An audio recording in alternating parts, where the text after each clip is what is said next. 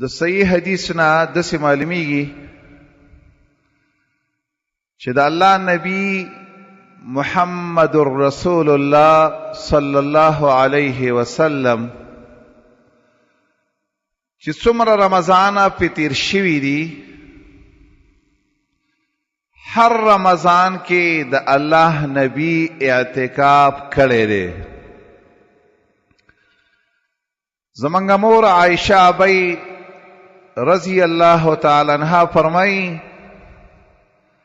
کان رسول اللہ صلی اللہ علیہ وسلم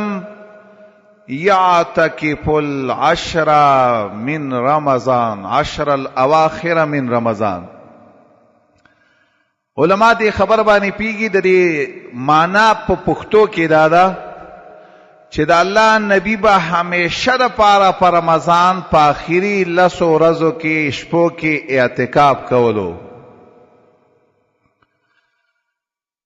د دې د وجنه هر مسلمان له پکار دی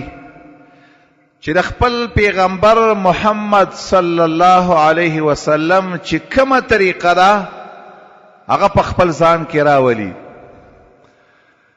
چې د الله نبی په یو رمضان کې چرته اعتکاف نه دی پرېښودی، نو د دې نه د دې اهمیت معلومیږي چې دا خبره ډیره اهمه او ډیره ضرور ده.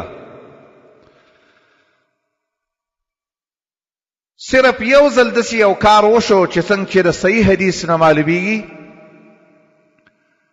چې د الله رسول نیت د اعتکاف کړی و، اراده کړې وه، خو ازواجو د رسول الله یو داسې کار کړی و چې هغې باندې د الله نبی خفه شو، ځکه ته په یو رمضان کې اعتکاف فاتح شوی دی،